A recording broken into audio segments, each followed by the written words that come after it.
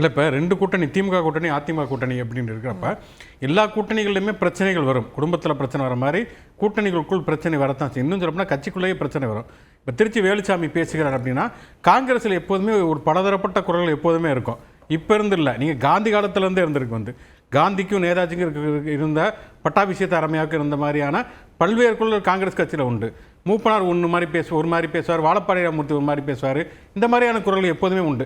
ஒன்றில் பிஜேபி எடுத்துங்க. இப்போ இவர் ஜி.கே. நாகராஜ் கேட்குறாரு இல்லையா, திருச்சி வேலுச்சாமி சொல்வது காங்கிரஸுடைய கருத்து, அதை யாருமே கேட்கவில்லைன்னு. சுப்பிரமணியன் சாமி என்ன சொல்கிறாரு, மோடிக்கு இந்த நாட்டை ஆளுவதற்கு தகுதியே கிடையாது, அவருக்கு பொருளாதாரம்னா என்னன்னே தெரியாது, அடுத்த மாதிரி ஒரு ஆட்சிக்கு வரமாட்டான்னு சொல்லி இன்னைக்கு வரைக்கும் பிஜேபியில் இருக்கக்கூடிய சுப்பிரமணியன் சாமி சொல்கிறார். அப்போ அது சுப்பிரமணியன் சாமியுடைய தனிப்பட்ட கருத்துன்னு எடுத்துக்கிறதா அல்லது பிஜேபியுடைய கருத்துன்னு எடுத்துக்கிறதா?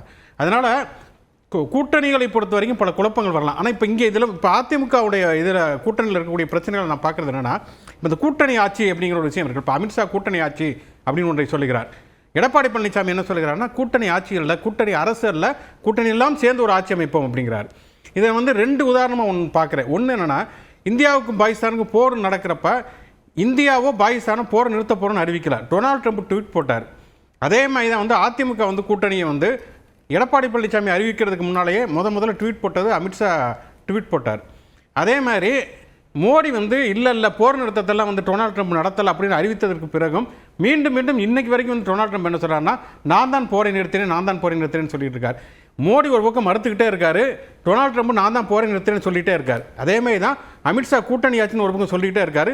எடப்பாடி பழனிசாமி இல்லை அதிமுக தலைமையில் தனிப்பெரும்பான்மை சொல்லிட்டே இருக்காரு. உண்மையிலே திறமையானவர். தமிழ்நாட்டில் கூட்டணி பத்தி பேசினா டொனால்ட் ட்ரம்ப் வரைக்கும் நிப்பாட்டுறாரு பாருங்க. அதுதான் இல்ல, இப்ப தமிழ்நாட்டோட உதாரணமே சொல்றேன். இப்ப அவர் கூட்டணி அரசு அப்படிங்கிறாரு. அமித்ஷா அதையும் சொல்லுங்க. அமித்ஷா கூட்டணி அரசுங்கிறாரு, எடப்பாடி பழனிசாமி கூட்டணி ஆட்சிங்கிறாரு. அதாவது இவர் வடிவேலு தங்கப்பதக்கம்னு படிப்பாரு, சரத்குமார் தங்கப்பதக்கம்னு படிப்பாரு. அந்த மாதிரியாகத்தான் இப்போ அதிமுக பாஜக கூட்டணி இருக்கு. இப்போ திமுக காங்கிரஸ் கூட்டணியை பொறுத்த வரைக்கும் அங்கே ஒரு விமர்சனம், திருச்சி சிவா ஒரு பேச்சை பேசுகிறார், அந்த பேச்சு குறித்து ஒரு விமர்சனம் வருகிறது.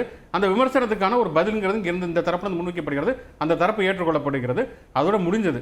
அதனால் அதிமுகவை பொறுத்த வரைக்கும் பார்த்தோம்னு சொன்னால் முதல்ல இந்த கூட்டணி ஆட்சி அப்படிங்கிற ஒரு பிரச்சனை. இப்போ அதிமுகவுக்கும் பாஜகவுக்கும் மட்டும்தான் கூட்டணிகள் உறுதியாகி இருக்கிறது. இந்த கூட்டணியில் வேற யாரெல்லாம் இருக்கிறார்கள்? பாட்டாளி மக்கள் கட்சி இந்த கூட்டணியில் இருக்குதா? பாட்டாளி மக்கள் கட்சி முதல்ல அவங்களுடைய பிரச்சனையை முடிக்கல. தேமுதிக அந்த கூட்டணியில் இருக்கிறதா?